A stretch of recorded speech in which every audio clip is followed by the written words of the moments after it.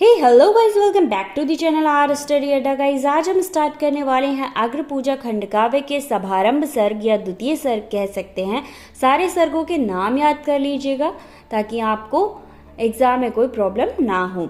सभारंभ सर्ग का सारांश। तो गाइस, इस सर्ग में जो दुर्योधन द्वारा या फिर कह सकते हैं धृतराष्ट्र द्वारा युधिष्ठिर को कुछ जगह मिली थी, मतलब कुछ जिले मिले थे, उनको उन्होंने कैसे जीवन जीने योग्य बनाया और अपना राज्य बनाया। आइए जानते हैं इस क्वेश्चन के आंसर में। तो श्री कृष्ण को साथ लेकर पांडव खांडव वन पहुंच गए। ठीक है, खांडव प्रस्थ क्या था? खांडव वन था। वो एक विकराल भयानक, जहां केवल सांप ही सांप रहते थे, सांप का राजा रहता था। वो लोग वहां पहुंचे। श्री कृष्ण ने विश्वकर्मा से उस वन प्रदेश को पांडवों के लिए इंद्रपुरी जैसा भव्य नगर का निर्माण करने को कहा। श्री कृष्ण विश्वकर्मा को आमंत्रित करते हैं। अब भाई, श्री कृष्ण तो खुद ही भगवान थे। उन्होंने कहा कि पांडवों के लिए इस वन प्रदेश के लिए आप इंद्रपुरी जैसी एक सुंदर से राज्य का निर्माण कर दीजिए। नगर रक्षा के लिए सतघनी, शक्ति, शस्त्रागार, सैनिक गृह आदि निर्मित किए गए। सर्वत्र सुरमय उद्यान, मतलब जितनी भी चीज़ें चाहिए थी एक राज्य के लिए, शक्ति, शस्त्रागार, सैनिक गृह जहाँ पर सैनिक रहें, ये सारी चीज़ें बनाई गई।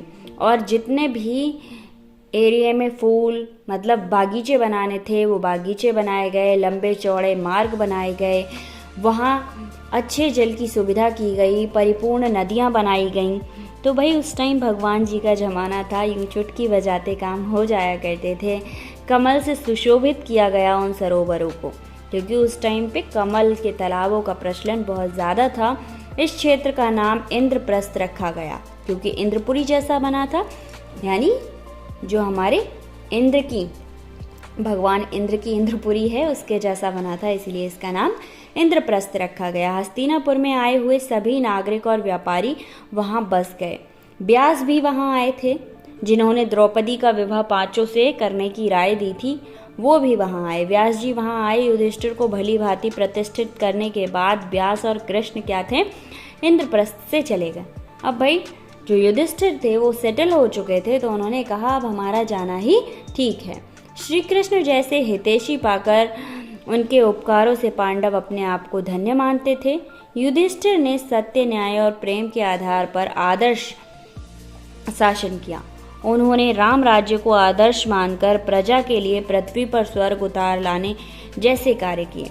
युधिष्ठिर का राज्य समृद्धि की ओर बढ़ चला था, मतलब वो न्यायप्रिय थे और युधिष्ठिर कभी भी किसी के साथ कोई भी अत्याचार नहीं होने देते थे। उन्होंने एक राम राज्य जैसे चीज़ें दिखा रखी थी, मतलब बना रखी थी, जिससे उनकी जनता बहुत ही ज़्यादा सुखी थी। अब उनका जो राज्य था वो तेजी से समृद्धि की ओर जा रहा था। उनके शासन की कीर्ति सभी जगह, सुरलोक और पितृलोक, मतलब ऊपर और नीचे दोनों जगह प्रसारित हो रही थी। तो ये था हमारा सभारंभ सर्ग। आई होप आपको समझ आया होगा। कोई भी प्रॉब्लम हो तो आप मुझे कमेंट कर सकते हैं। मेरी इंस्टाग्राम आईडी का लिंक नीचे डिस्क्रिप्शन में दिया गया है, वहां जाकर मैसेज कीजिए। मिलते हैं नेक्स्ट वीडियो में इसी टॉपिक से रिलेटेड एक और क्वेश्चन के साथ। एंड सारी वीडियोस, यानी खंडकाव्य से रिलेटेड जितने भी क्वेश्चन हैं उनकी वीडियोस देखने के लिए आप डिस्क्रिप्शन बॉक्स में प्लेलिस्ट लिंक में मेंशन कर देती हूँ, वहां जाकर चेक कर लिया कीजिए।